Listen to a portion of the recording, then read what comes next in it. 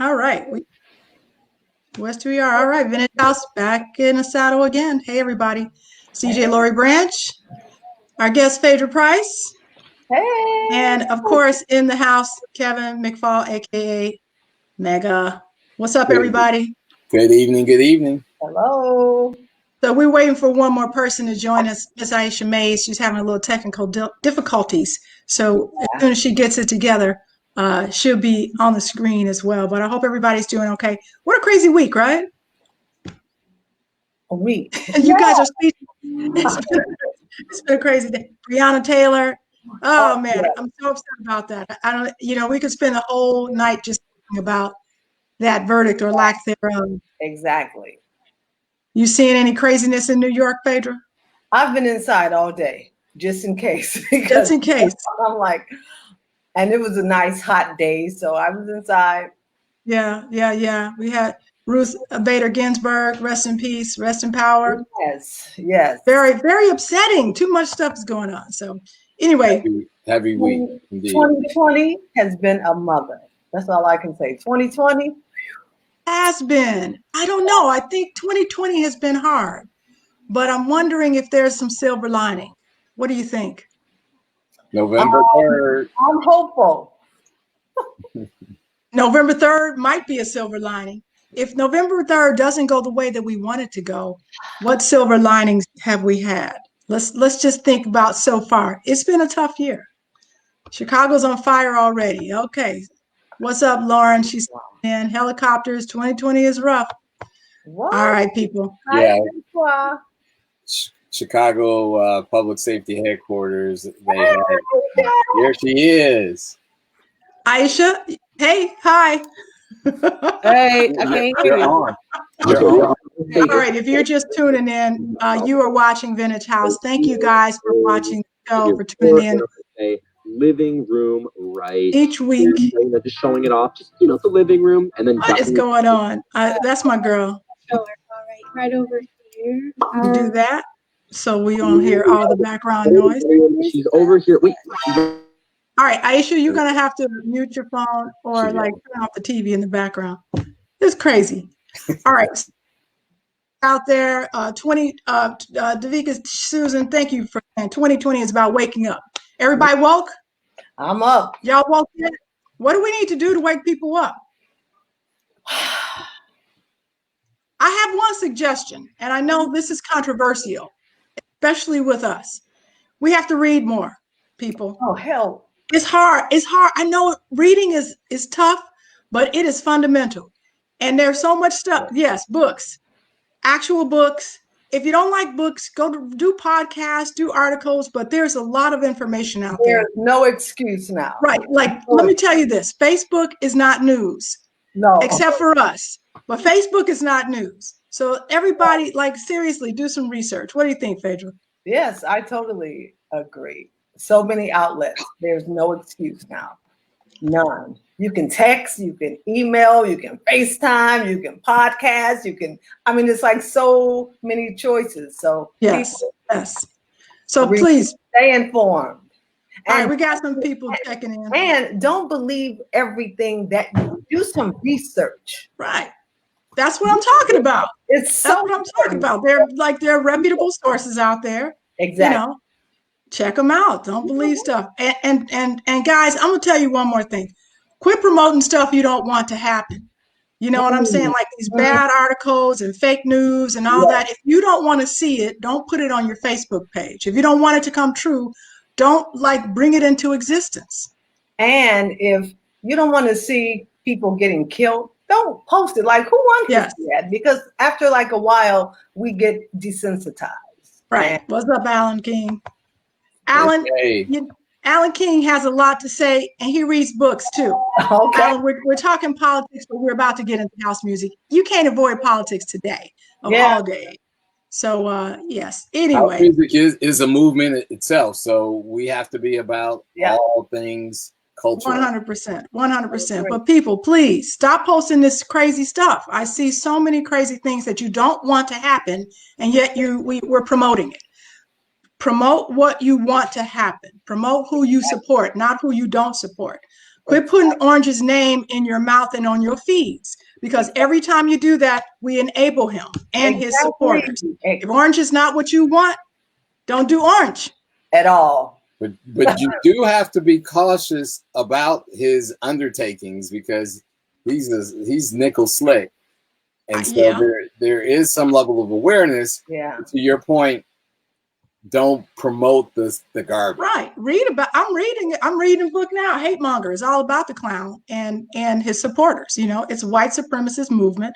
Yeah. Sorry for those who don't believe that. It is. Read Hate Monger. It's all about the person who has written all of his speeches and created the platform. But listen, we're getting deep here. Aisha's back. Coming back. You know what Aisha used to say to me when I used to get deep? Just play the disco tape, Lori. Okay. Hey, Aisha. Hey, y'all. Aisha, you remember telling me to play the disco tape? She'd be like, all right. Yes. Play the disco tape, girl. Anyway, we got her in the house today. Everybody's here. What's up? All right, Kenny Ray's checking in. What's up, Kenny Ray? Hey, Kenny. You know my girl, Cynthia McKinney. We got roller skate, girl. Okay. Ladies and gentlemen. Roller skating needs to come back for real. The loop. Roller skating is Yes. All right, so we're going to get into it, people. Audience. We got a great audience. We always have a great audience with Vintage House because we speak the truth and we have the best guests. So, Phedra. Listen, I have known these ladies for a long time, Kevin. We go way back. I'm going to start with Julian High School because I think that's how you and Aisha might have met. Yeah. Am I right? Yeah. You know, Julian High School is one of these schools. So Julian, for those of you who are not familiar with Chicago, is on the far south side of Chicago. It was a sort of a brand new school in the 70s. I think 80. Late 70s was a brand new school. 78. 78. 77, 70. I remember we had the option to go there, and I went to school in 77. But anyway, it was pretty pristine at the time, and people really wanted to go there. It was the #1 pick for a lot of kids on the south side. We had a great football team, basketball. Talk about it. Talk about Julian. It doesn't get talked about with house music. And yeah, it was great. It was a wonderful school. A lot of good people came out of there that were very creative. Yes, it just was a lot of fun. I really liked. Even though I didn't like high school, but I liked Julian. You know what I'm saying? Yeah. But so, Aisha, would you say that Julian was like house? Like it was a lot of house hits or house? I didn't really. No, not that. But you know, I remember Craig Loftus. Remember he came up there and he spun and brought them to the school. And what I liked about it is that they were open to it. You know what I'm saying? Yeah. I got pictures. I got pictures of like Jasper Brewster and Angeliki Stavro working the daggone walls when Craig came up and spun. Pull out some of those pictures. Hey, Jeffrey. Yeah. Gavi. Yeah. You know, Aisha could have Aisha. Oh, sorry, Phedra. I'm sorry. Go ahead. I was just acknowledging our friends. Oh, okay. How do you see all the names? I can't see nobody. That's all right. We'll tell you who's here. I'll help you out. We got Davy Davenport in the house. I see her. Hey, Davy, love you. Hey, Kevin Abdulah's in the house. Thanks for checking in. Thanks for checking in. Inka Harvey, class of 82. What's up? All right, so we're talking about high school, but I just want to put this out there. Mm-hmm. So when we talk about house music's history in Chicago, and Phedra, I don't know if you watched the show before, but typically we like to talk about the way that I like to frame it as house music culture and house music canon. And I got that from E. Smooth, who I give credit for, because it was a really nice way to frame, because we didn't call it house music in the early 80s. We called it disco or punk, or we were punking out. We weren't housing until like much later. Although some people claim that they were saying that, you know, even in the early 80s, really weren't familiar with the term. So Aisha and I were like housing in the early 80s. Where did you first hear that term, house? From Karen McCormick, because she was going to the warehouse. Okay. I was 15. Yeah. And you had to be 18. Yeah. So her and my sister would go, but I had a plan. What was that? Talking about Okay, well, I snuck my sister's social security card and other stuff, and I got a legalized ID. I How did. legal was it? It was the real thing. It had Really? my face, but her information. Oh yeah, remember I did. But then I gave it to Mina, so she could have one as well. Yeah, and I got in the warehouse. A friend of mine got me in when I was real young. He know who he is, and who is it? Just tell us who it is. No. We did. Lord Jesus. No. We say names. This show is about discovery and sharing, Aisha. No, I can't. I just can't. I'm sorry. Okay. All right. I was 15. He's not going to get arrested. Don't worry. Yeah. I was 15. We would go after Sawyer's. Yeah. It was an after party experience. Yeah. I remember me and Marcy on the bus stop going to the warehouse by ourselves. And we were like, 16 years old? I mean, it was amazing. I remember my mother drove past. She was going to go get some barbecue ribs. And Marcy and I froze we were like, oh my God, there's your mother. We had bright colors and stuff. And we just froze. But she didn't even see us. She was to the rib joint. Ooh. I told her about the story 10 years later. I said, Charlotte, did you see us on the bus stop? We went to the warehouse. Because we told her we were going over Doris's house we told her we were going somewhere else instead of to the warehouse. Mm-hmm. Yeah. All right, so you were 15 years old. Okay, and I know we're going to talk about, here's a question. Wayne Williams, my brother, and I got into a discussion a couple of weeks ago about when did you first hear house music, or when did you sort of like recognize, house music? And he likes to put the umbrella of house music, like the disco and everything else we were listening to. So when, if you were to say when you got the bug of what we consider house music, where was that?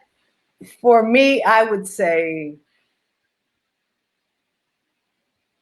maybe Sawyer's. Okay. Was that your first kind of house-ish party? And what made it that for you? No, not really. My first house was at the warehouse. Yeah.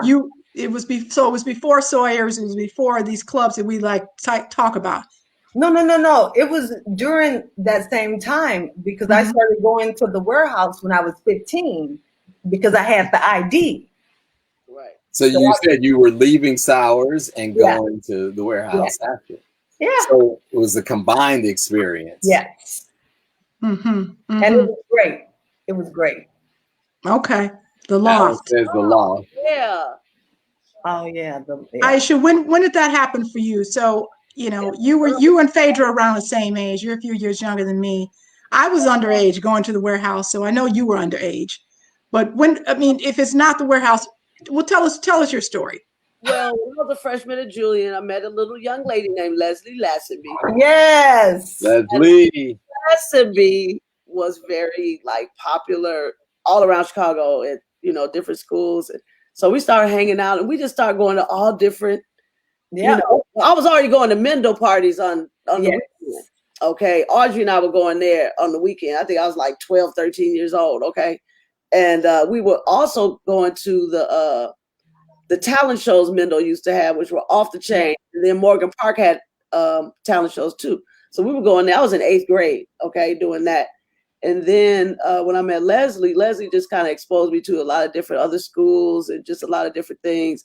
And along the way, I got picked up in this club called the Coteries. I think I was about 14 at the time. And, got introduced to a lot of different people. And then I started throwing backyard parties. And then I met a lot of people then, and then I met a lot of people in Hyde Park, Lamont Robinson, Craig Moore, Eric and Paul Wilkerson, and all of them. Those were my boys when we were young, Alan King, John Wilson, those were my boys. And, Alan was a DJ. So, he always had the tunes. You know, I knew Jesse. I met Jesse too. So I had always been surrounded by it since I was like really young. You know what I mean? Like 14. So, you know. Talk about the coteries. I mean, one of the things that we wanted to get into tonight a little bit was some of the cliques and the clubs, because this was a way a lot of people were introduced to this idea of promotion and, doing these parties where you were making money or you were sort of gaining notoriety. Talk a little bit about who got you into the coteries. What was the coteries? Who was involved in that? It was this older dude named, I think his name was Leslie. I don't remember his last name. And it was an older group of girls. There was a coteries, and then we were the coteries phase two. We were the younger generation, and like the older generation, I can remember one of the girls who stood out the most, who was always very nice and helpful, was LaJoyce Hunter. She was kind of a real outgoing spirit during that time. And the coteries phase two was like me, Leslie Lassaby, Wanna Moore, Michelle Manning, Cherie Wallace. Well, if I forget you all, please don't get mad at me. I think Angela Faison was in it. Audrey in that? Yeah, Audrey was in it for a minute, but she didn't stay for long.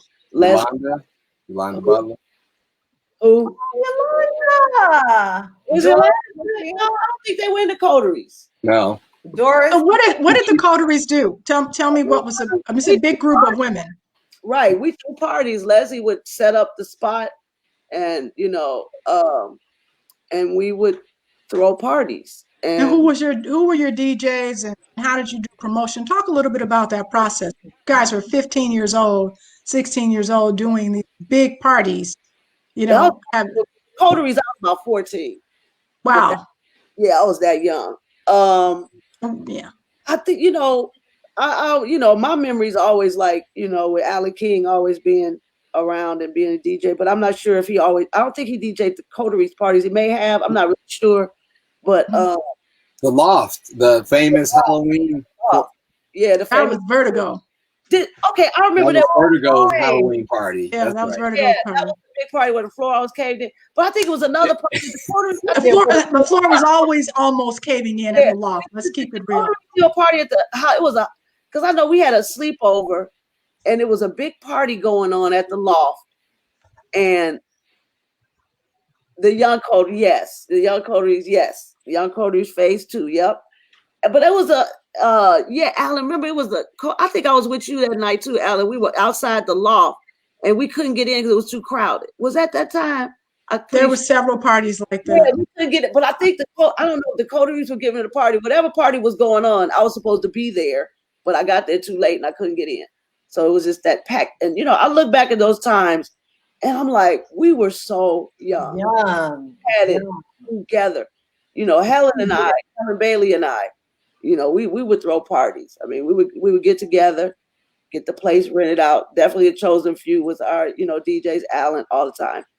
And I just can't believe we were so young, Oh, yes, he did. Yes. And Tony, Wayne, and Jesse. Yep. Now, did you guys make money? Yes, we did. Now the coteries, the guy who was running it probably made the money and just, lots of stuff like that. And right. But when Helen and I threw parties, we made money. Yeah, we paid the DJs, we paid the place, and then I remember our first party. We had a big, hey Charles, love you, baby. Hey Charles. We had a big turnout, and so I'll never forget the next day after the party. Helen and I was so happy. We went down the water tower and went shopping. Get that. Sophia Rucci's. Right. Rucci's. I think we were in Marshall Fields probably. But yeah, we went shopping the next day. We had a few $100s in our pockets and we thought we had it going on. Okay, because a few $100s in your pocket back then was a lot of money. Okay? Yep. So, absolutely. it was a lot of fun, Yeah. Now, Phedra, you weren't a part of the coteries, but you were some other groups. Actors and mechanics.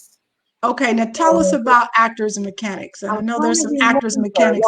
Okay, so it was Michelle Allen, if I'm Art, I forgot Art's last name, Julia Johnson,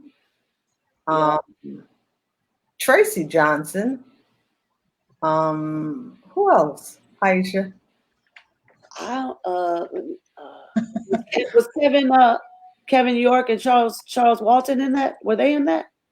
Rest in peace, Charles. Love you, baby. Hey, yeah. L Mac. Yeah. Thank you, Jesse. Thank you, L Mac. Yes. See, this is why we have audience participation. Yes. Thank Very you. important. Because it's Document been a the long history. time. So if Please we're help missing us. names, Yes. help us out. Thank Yes. you, Jesse. Hey, Celeste. Hey, Celeste. Yeah. So, L Mac, definitely. So, So talk about that. And Minor, Eric. Michelle's brother, Minor. Oh, Okay. Someone will chime in. Yeah. But these are you guys. Were you in competition with each other? So there was a lot of things happening at the same time. How did all the cliques work? Well, the coteries were before the actors and mechanics. Yeah. Before then. Okay, so tell us the years.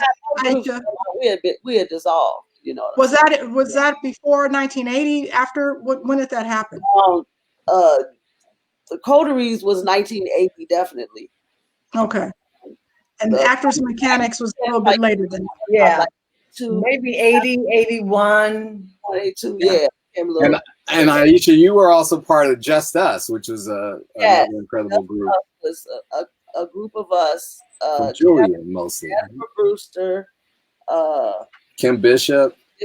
Kim Jones. Yeah. Keisha Simpkins. Larry Pruitt, Rodney Patterson. Rodney, yes. Who I remember we went on that ski trip. And Jack and Jill had their ski trip at the same time. When we went, my mother was the chaperone. Okay, because we had to have a chaperone. Jasper would always drive because he was the only one probably had a driver's license. So we rented a station wagon. We drove up to the ski and went skiing. We had the best time.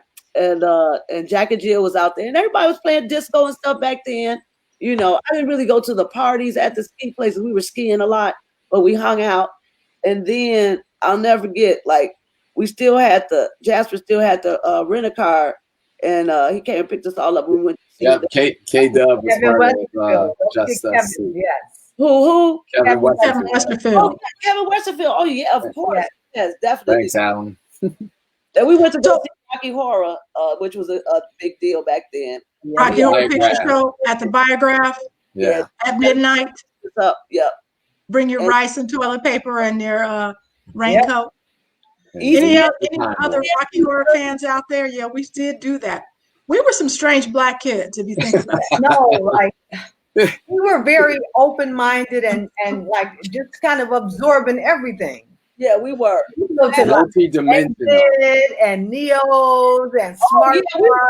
I went to Neos and Smart Bar. I think I was like 16 then too, 50. Yeah. You and I went together for the first time. Gerard took us, remember? He got us, I don't know what kind of plug that dude had back there, but he got us into those clubs. Did you go to the exit also, right, Aisha? Yeah, the exit, absolutely. So I think we were just different. Yeah, we were. I just kind of look back on it. We were just open-minded, creative. Yeah. What do you think was different about that time versus today? Oh, night and day. I mean, but what about these times made your values and experiences and opportunities that you were exposed to different than what kids have today? Okay, freedom. Yeah. We were free. Talk about that, Phedra. We were free to express ourselves. It was no, you're gay, you're straight. Everyone was just free. And we weren't afraid to be black. Exactly. People are not black. That's what I think. What do you mean by that, Aisha? It's just. You think people are afraid to be black now? Yeah. So what does that look like? Well, to me, because like back then, we were saying loud, I'm black and I'm proud, black power, we stood on that. We had so much more pride. We don't have that anymore. All we see now is hate. The young people, all they do is hate. But I don't think yes and no. Yes, but that's what's kind of publicized. Lori said it earlier, like if you don't want to see it, if you don't want to participate in it, don't post it. And so we're seeing all of this hate, but I don't think it's I hope it's not. Anyway, there's so much more positivity out there than meets the eye. Is that what you're saying? Especially amongst to us, because all the negative things are being exposed. Like let's say for instance the new song with Cardi B and that other chick, Mel the horse or whatever. Megan Thee Stallion. Yeah. Now it's okay for black girls to be called hoes. You know what I'm saying? It's just I can't get with that. And a person can say, well, you don't have to listen to it. No, it's not about that. It's about that young girls are seeing this. And therefore, it's okay for me to be a hoe. It's okay for me to be so look, we had hoes back then now. Well, we did, but it's different. It's different. They were not the majority. They were the minority. It's different. It's different. Yeah. Well, guys, when we were coming up, guys were respectful. Yeah, that's true. Chivalry was a part of the house music movement, would you say? Chivalry, definitely. Yeah. I never had not one guy disrespect me when I was young like that. Nope, I totally agree. I wasn't no bitch. I wasn't no hoe. I was Aisha Mays, a beautiful black woman. Okay. Mad respect. We were just very, very, very fortunate, I think. Yeah, we were very fortunate. Yeah. Do you think there's a difference in the value systems though of how you and all of us were brought up versus how young people are brought up today? Yeah, I think so. I think one of the things, now I know I want y'all to look deep inside of this because I got my things that I've thought about, when I've seen the change in people. Now I remember when the transition where the kids start dressing like the parents, you know what I'm saying? And I was like, it's gonna be a problem, because things have to have boundaries. You got to set, just have I didn't dress like my mother when I was a little kid. And my brother didn't dress like our father. You know what I'm saying? And when you put on clothes or something, it makes you feel a certain way, right? You know what I'm saying? So these little kids, now they're so aggressive. There's no boundaries. There's no separation between the parents. So, like, where do you think that came from? It's kind of hard for me to explain. I get it. Really deep what I'm really trying to say. And I'm just using the clothes as a small example. But it's exactly, Celeste. We had a village. We had values because we had a village. Exactly. Yeah. And this is a great topic. I don't want to go too far, Lori, and keep us on target here, but I wanted to talk about, or we wanted to talk about the attire, because that was it was an intricate part of our identity in the movement. Can you guys talk a little bit about that in the same vein of this discussion about why kids who wear clothes beyond their years don't have this, the same value system? Charles just made it good. He said that they dress like their grandfathers. Yes, the guys back then were really into like the whole vintage, like what's his name, Pops. I used to love his style. Yeah, and I loved it was Charles Parnell, Ludrick. They were like dope. They always had on like tank tops with the suspender. Joey, Lano, Ricky, all of them, Byron. They look like those guys from the 40s. What I'm saying? That was just such a smooth look. It was mature. It was mature. Yeah. I have a question for you. I was talking about like starter jackets and Jordans. That stuff. But it was different. Yeah. Guys, they were fresh. They were dope. They were ahead of their time. Like for real, they were just so ahead of their time. Yeah. So we did have a lot of fashion. Fashion was a big part of the scene. It was a huge part. Yeah. Everybody was all about that. Aisha was one of my fashion gurus. She's like, you can't wear this. You have to wear this. She had to do my hair and the makeup. Between her and Jose Gomez, I was like, okay. Aisha was ahead of her time, and she was way ahead of her time. Have a mother, Charlotte, that was skilled. Yes. and just ahead of her time. So like, Yeah. The creative genes flow through the really. Mays household for sure. Yes, they did. Yes. Shout out to Ben Mays as well, my man. Hey, Ben, my brother. So listen, go ahead, Aisha. No, I just said I had an amazing life. You know, having the mother I had and the brother that I have, they're super duper creative. I'm still trying to catch up to them. Yeah, I want to talk about parents because one of the themes that I've seen in that I've heard rather throughout these shows is that a lot of the progress that happened in our community, I mean, and in the house music community, different than the rap community. Let's talk about the origins of house music because that's what this show is about. It was very much a sort of working, mostly middle class, kind of uh, uh, um, population, both sort of the party goers, but also the creators of it, the creators of the canon, the Steve Hurleys and Chippies and others, whose parents, Vince Lawrence talks about this, were very supportive of their endeavors, so much so that they would support them buying equipment, that they could practice in their homes, that they could have other people in their homes, that they could have backyard parties.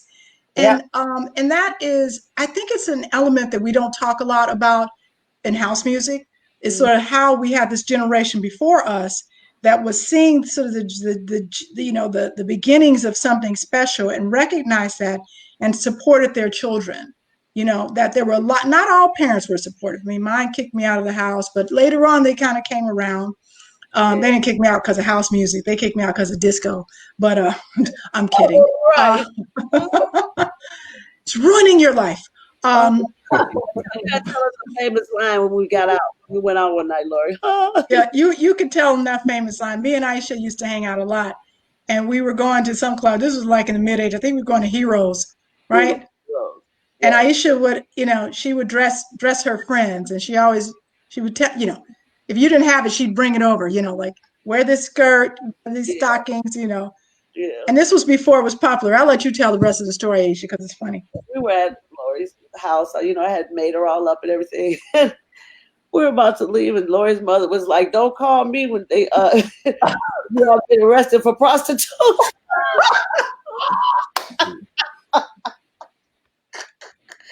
It was so funny. Yeah, we had skirts, but it was fashion though. It was fashion. She thought we were looking like hoes. See that we were before our time because now everybody looks like a hoe.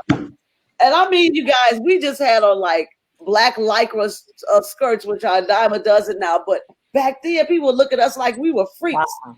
When we wore those stretch pants. They were like, "What are those?" Yeah, right. And the mini skirts even. Isaiah was a black guy who invented the stretch pants. Remember that, y'all? So everybody looked at us like we were crazy. Right. So Alan's weighing in. Excellent point. Supportive parents were a big part of the early years for the artists and the DJs. Now, we're always trying to figure out like what was the sort of the magical formula that created house music. And I think that we can name a few things. Certainly the culture was a big part of it. The warehouse was a big part of it. You had these young kids experiencing this new type of party with these new people, with all kinds of folks. And then you had other factors like Phedra, you're talking about the exit and neos, black kids sort of discovering these non-traditional places where you hang out. But so like also what was like interesting is the whole freedom part. You didn't have to have a partner to dance with.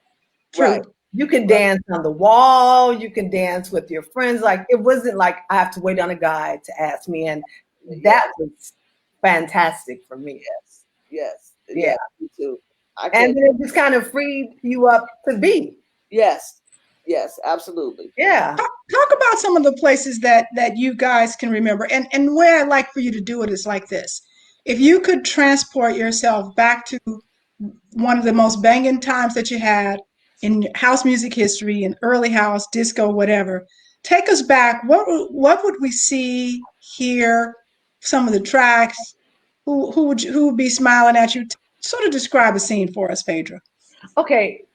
I would say Mendo parties because seeing all of the like groups dancing, I mean, I was just like, oh my God, this was so great for me.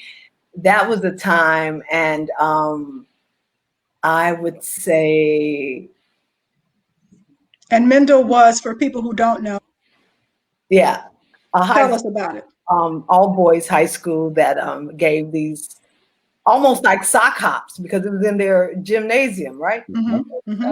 And people, yeah, the people cafeteria. come from all over because Mendel had the cutest guys and all of the dance groups. I mean, I remember that well. That was nice. The bi-level disco. Yeah. What were you hearing? What, like, if you walked in there, do you remember what was playing? Who was playing it? Okay, what is that song? I can remember us in the line punking out. Yes. Martin Circus. Yes, that exactly. What do you remember, Aisha? Let's go back to little Aisha with her riding boots. You just created Phedra knows what I'm talking about. instant visual there. Yes. Okay, take me back to what, to a party? I want you to describe your outfit, and then And the venue. I'm the worst. I can never remember what I wore, but I can remember what Aisha wore for some reason. Shoulder pads, for sure. Shoulder pads. Black. And those like velvet riding pants with Yes. I had some the stirrups. I had stirrup pants. Yeah. You know? And we would go to Maury Majors and go to the jockey department and get the pants. That was a sports store. Yeah, a sports store, or find them at a thrift store. We would go vintage shopping all the time. I remember Donald Brooks took me to this vintage shop on Michigan Avenue. He was like, "Don't tell nobody." I was like, "Okay." And so they had the cutest stuff. I think it was called, I'll never forget, it was called chiffoniers or something. I gotta ask Donald, but fashion wise, yeah, we would do that. But party wise, for me, one of the highlights of my partying days was the loft that night when it was the duel of the DJs. I had gone out by myself and I got there early and I was waiting in Burger King.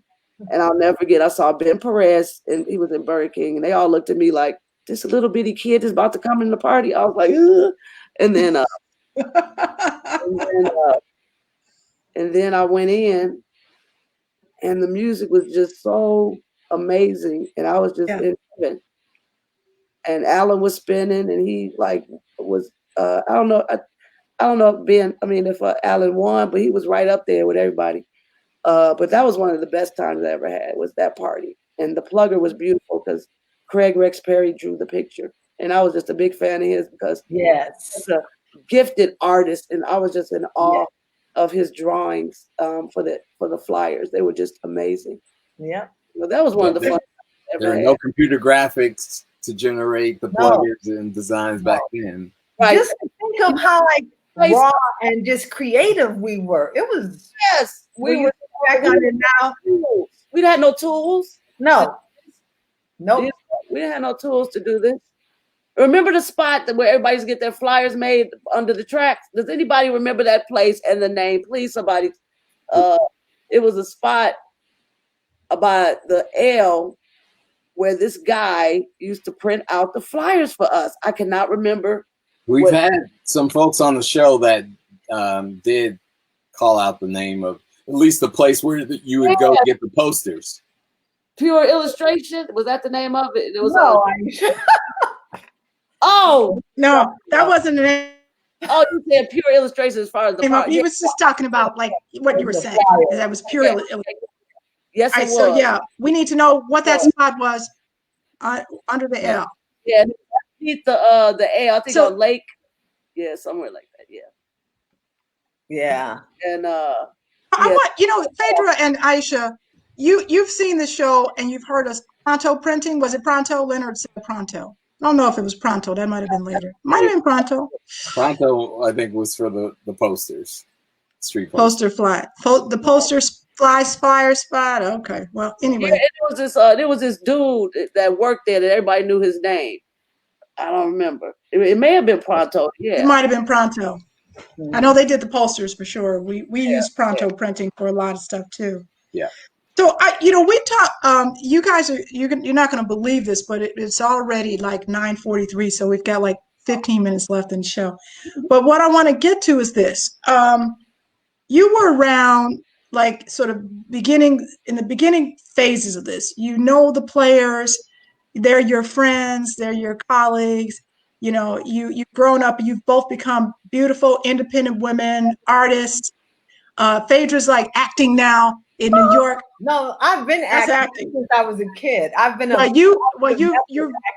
we're seeing you in a whole new light. I used to act with ETA. That's right. Yeah. Oh, wow. Yeah, sure did. That's right. And Aisha is our graphic designer extraordinaire. Mm-hmm. Had a long, illustrious career as a model, long about what, 5 years worth? Because she didn't want to do it. She didn't. They got idea. I found what I do now if I didn't model. So everything is a reason for everything. Because if I didn't model, I would have never found out about art direction and graphic design. So there you go. It worked out. Right. Yep. And we thank you. Just another shout out for your contributions to the Vintage House Show. Yeah, but I think being an artist, being an actor, being part of the scene, you guys had tentacles in a lot of different places. And you touched a lot of different people, and people came through you. You know, you were sort of magnets for folks. And I know people would be very attracted to just want to be in your orbit. I remember that. I remember like an orbit around Aisha and orbit around Phedra. There was like, there was some kind of energy going on. What do you think made you guys special? I know that's a hard question. What made you special? I don't know. We just really kind of think innovative and just being individuals and just being real. We were just down to earth people. Yeah. I remember in high school, like, yeah, let's dress S&M and go to school the next day. Remember that, Phedra? We dressed S&M. We had on all leather. And like, they were looking at us like, what the hell? Wow, look at these girls. But we just had our own thing going, man. We just had our own thing, What inspired that? Right. Phedra? No. It still goes back to the whole freedom thing. I just felt right. Yeah. I felt free to be. Yeah, me too. Yeah. And that's a wonderful feeling. And we weren't clones of, like everybody like in the world now are just clones of each other. No one has individuality. And we had that naturally. It was just great. We didn't beat to nobody else's drum but our own. Yeah. Did you recognize that you were special back then? I wouldn't say all that. I mean, I just was who I was, and that was. You had to have some inkling that people were sort of wanting to be in your space and around you. You had to have some sense of that. Am I off here? Like we were fun, and we just liked to have fun. We enjoyed dancing, hanging out with. We were just fun. We were just fun. Like, oh God, they're fun. We didn't judge. No. You guys are using the past tense, but I just wanted to say for the record, none of this has necessarily changed. You guys are clearly, and people, watching tonight's show can say the same about you, that these characteristics and traits remain. One reason why you're on the Vintage House Show, certainly.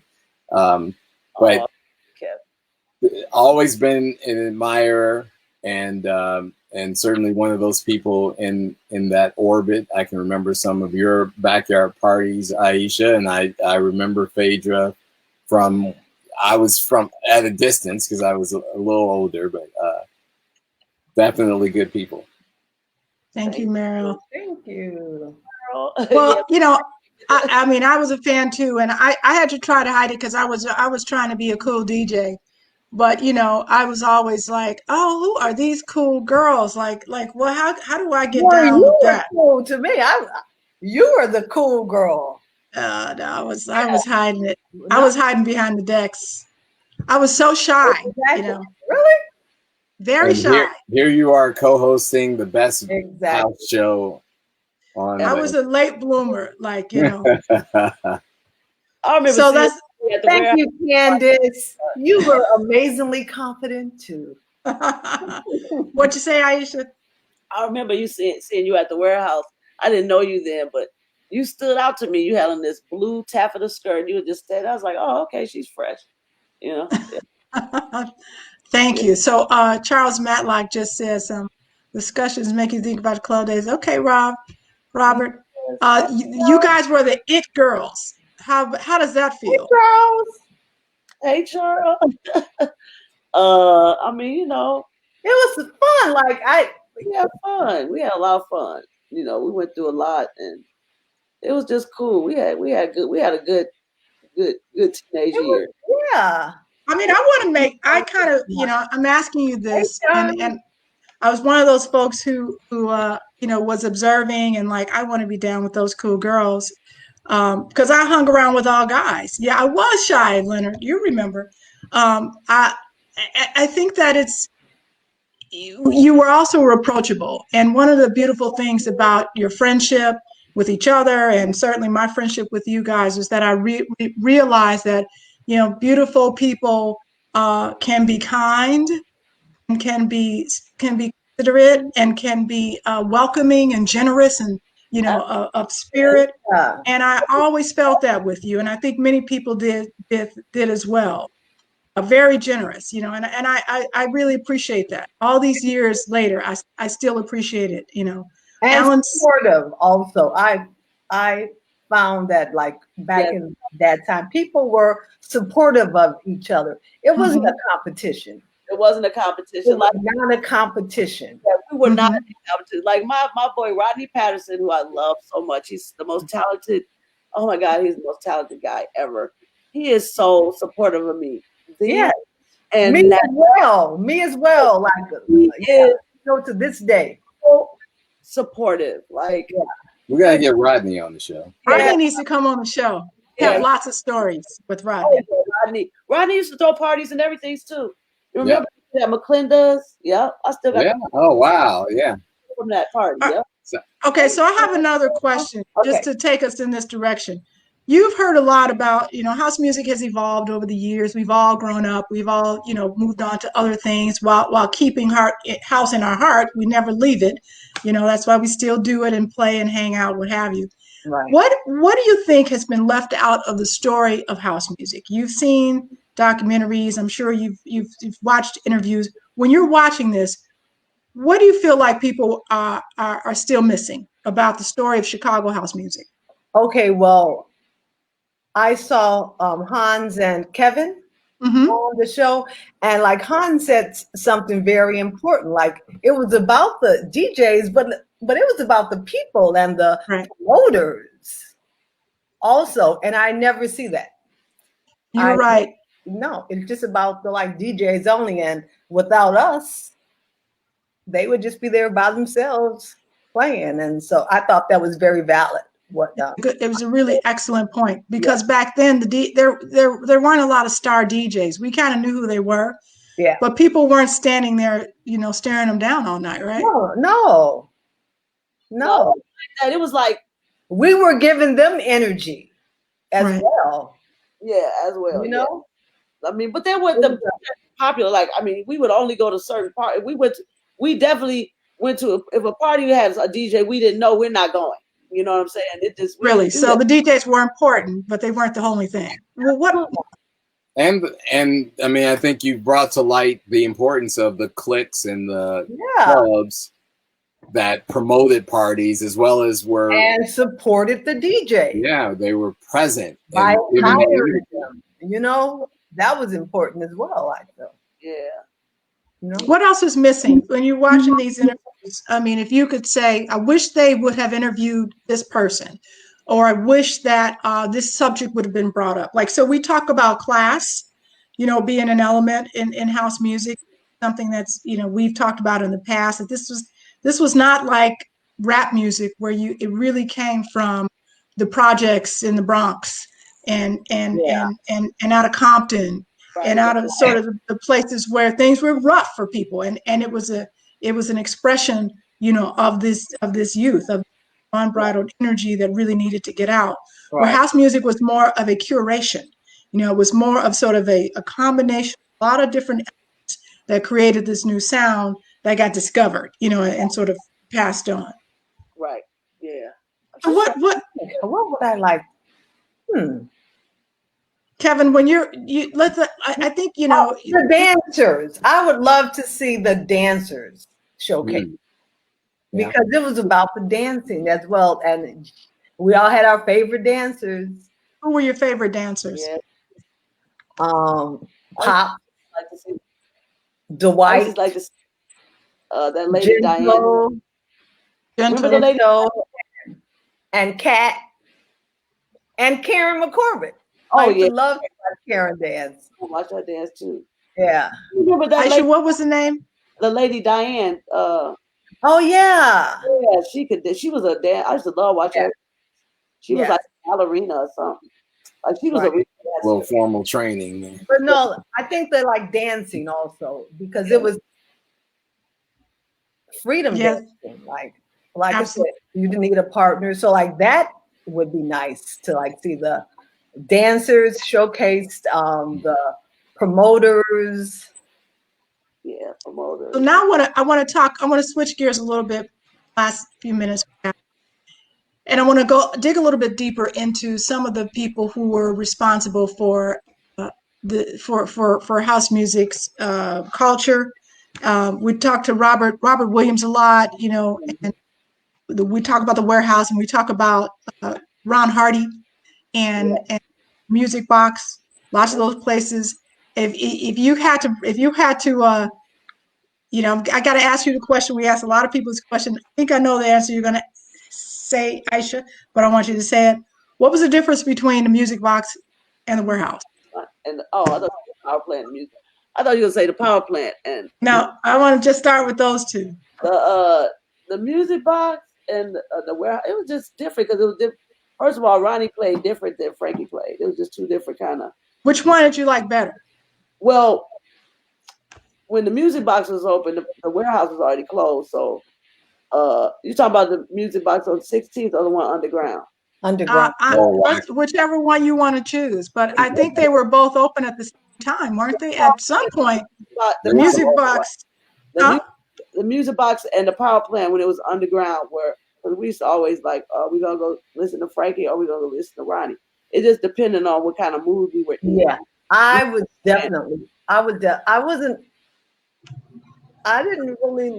didn't dislike the Music Box, but it was just like acid music or something. It was a bit the Music Box didn't have lyrics. That's what we didn't have. I just felt like I need to take a bath. Right, yeah. It was party drums. And I would never dress up to go there. I would never dress. Yeah, that wasn't a fashion place. Yeah. Go ahead, Aisha. It was a little truly underground. Grimy. It was more grimy. It was grimy. Yeah, it was grimy. And the power plant, Frankie was a little bit more laid back with the music then. Yeah. Mm-hmm. Magnetic was the Music Box, and yes. Yeah. More soul infused was Warehouse. I honestly think that's where the divide started happening.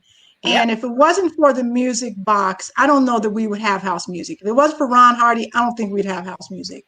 Because I think, well, I mean, seriously, we talk about Frankie Knuckles and definitely Godfather. I think Ron Hardy was godmother. I think that, or whatever, the God brother. I think that it was that, he was the one who sort of brought in the hardness of it, because disco is lyrical, it's nice, it's soft, it's groovy, and house music is not that, not the canon, not the stuff that we produced in the 80s, that's an interesting theory, Lori, and I think what's missing in that discussion is also what we talk often about on the show, some of the population that was involved in really that formation of house music, right? You had the younger straight kids and the slightly older members of the LGBTQ community that were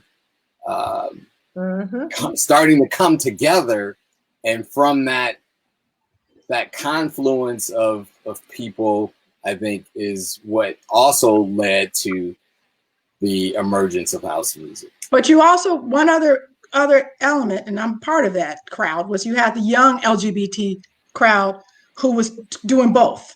You know what I'm saying? So they're part of the youth movement, but they're going to the warehouse, people like me, to find themselves. You know what I'm saying? It's like, oh, there's like other gay people in the world, you know.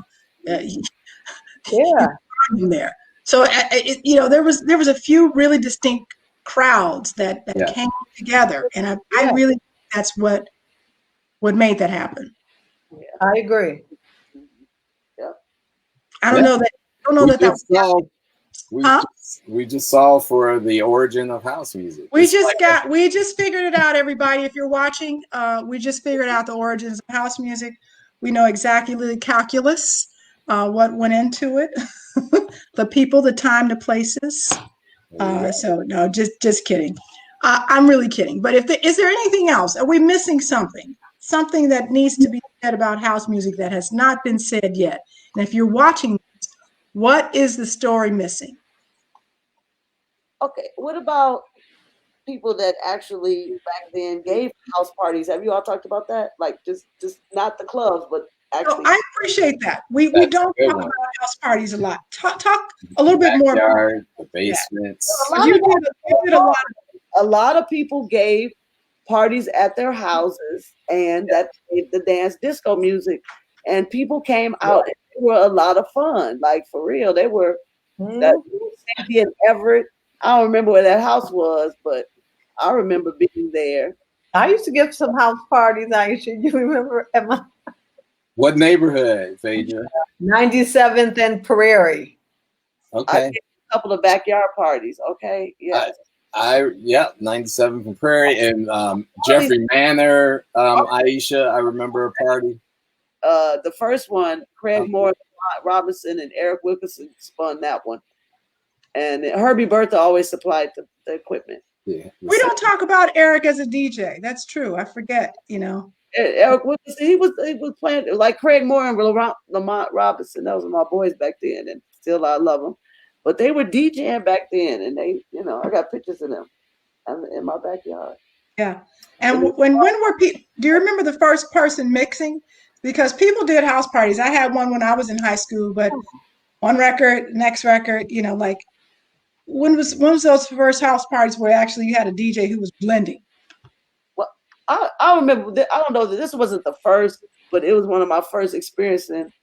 I remember I was at some party in the Highlands, and Tony Hatchett was scratch mixing, and that was, to me, that was from my knowledge, that was the first time I ever heard scratch mixing, and it always stuck with me that was just so. I was like, wow, that's so amazing, you know? Right. And I just I always remember that. Kevin Jackson and Sam Radio. We always skip radio and concentrate on the club scene. They were simultaneous and both influential. Kevin, I would not disagree with you. Good point. I was looking at a flyer today. I actually kind of want to almost go get this flyer because it's right over there. But I was looking at a flyer today where we had a party. You might remember this, Aisha. It was in 1981, and we called it Getting Out 81. I don't know if we were hanging out yet. But it was a vertigo party that we had at the Aragon Ballroom. But it was in collaboration with Herb Kent and a bunch of other people. And we were bringing in the radio when he was advertising this party. I'm going to get it. So I'm going to get it. You guys talk off stream while I go get it. Okay. Yeah, I'm waiting for Aisha to bust out some of her. No, right? As well. I don't have them at hand right now, but I'm gonna get them together so we can. Okay, we're gonna have another show for you to showcase some of those. Everything back in the day. Oh, Phedra, do you have any? I got a diary. Yes, that has. Aisha has a ton of stuff. So this was a flyer. It's called Getting Out 81. Yeah. Wow. And I only have. Familiar. Huh? That looks familiar. You remember this? I kind of looks familiar. The illustration looks familiar to me. Yeah. I think Eric Bradshaw might have done it. And this is only half of it. I don't know where the other half is, but if you look here, it was celebrating like we were getting out of school. It was like the end of school for 81. And that's me and Jean Pierre And then there was this group, Latin Soul, Marco Spoon, WXFM, Herb Kent. You know, these were all part of this party. And so we don't talk about the radio's influence, but clearly this is from 1981, and we were talking about Herb Kent's Punk Out Yes. show on WXFM. Yeah. It was I think there was, I can't remember exactly what happened, but I remember this party. It was pretty crowded.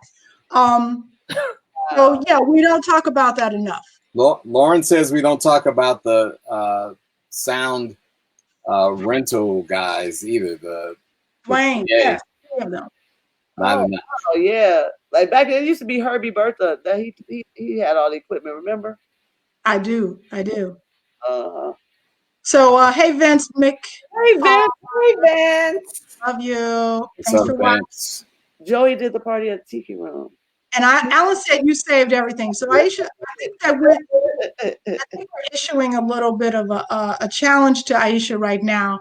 Is that, you know, you're an artist, you've done shows before. I think you need to take all those things that you have and do something creative with them, so that the world can have access. Right. That's going to happen. Like a slideshow or something. Yeah, I would say Some that great house music behind it. Some of your favorites. Come on, Aisha. we talked about the illustration of some of these events. Why is there not a gallery exhibit showcasing the great at the cultural center? I mean, we've had You contributed to that, but you know it missed a lot. Cultural center. You should have had this one in there.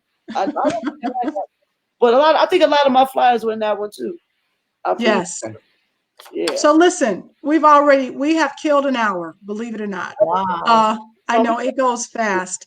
Yeah. But I want to say thank you for everybody who's watching. David Gandy, thank you for watching. Leonard Roy, always tuning in. Michelle, thank you. Listen, you guys, we have to do something else. I think we're onto something. And maybe it's about what we try to do anyway, which is preserve history. Yeah. And we've got a lot of really good artifacts that we need to share with people. So this one is one. There was the exhibit at the Cultural Center. Clearly it's time for another one. There's something real creative. We'll do something creative. So hey, I want to say thank you, Phedra. Tell us what you're doing now, and where we can check you out. Anything you want to share. Yeah. So now I am working on a children's accessory line. Wow. Called Fifi Rouge. That's coming to you soon. Hopefully in the spring I should launch it. And I'm, also revisiting acting.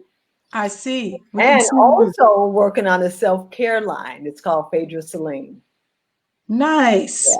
Yeah. Congratulations on your success. You've been doing some amazing things. I love keeping up with you on social media. And we were just talking earlier before a lot of you guys joined us that we love social media. Yes. We think that it has the power to bring this world together. And so we just got to use it responsibly, people. Using it to positive outcome. That's right. That's right. And Aisha has a Aisha Mays designed. Are you frozen or are you just? Oh no, you just. Yes, she's like, and also art director. And I'm tapping into photography. Look for soon. I'm gonna be doing headshots and comp cards and stuff. If you need one, I'm really creative with my photography. I'm a master retoucher, and and soon I'll be painting again. Woo! Oh man, yes. And I want my mom and I to have a thank you, Alan. Love you so much. Thanks, AK. I want to have a mother-daughter show one day with my mom, with her sculptures and my paintings. Hopefully that would be wonderful. Yeah. You got so much talent. Aisha does all of our artwork as well as my photography. So she's still dressing me up all these years later. What would I do with it? Thank you, Robert. All right. Well, I love you guys. We will do it again. Good luck in New York, and everyone, peace to the world. There's so much going on. So let's be loving to each other. Let's be peaceful to each other. Let's spread love, not anything else. If it doesn't look like love, don't spread it, okay? That's All right. Life is so right. short, and so we have lost so many wonderful Yes. people. Yes. So shout out to all of our friends up there. Yes. Yes. Love you. We have Mega, anything else you want to say before we sign off? Tune in again with us on the Vintage House Show next Wednesday night at 9 o'clock, when we'll host another special guest. We're just so fortunate on this show to have great guests with great stories and backgrounds. Tyree Cooper, the super duper producer, will join us next week. That's fantastic. Many blessings. Thank you, Celeste. Blessings to you too. And we'll see you next week, guys. Lauren will be back with us. All right. Bye. Peace. Love you. Bye. One love. Over and out. Good night.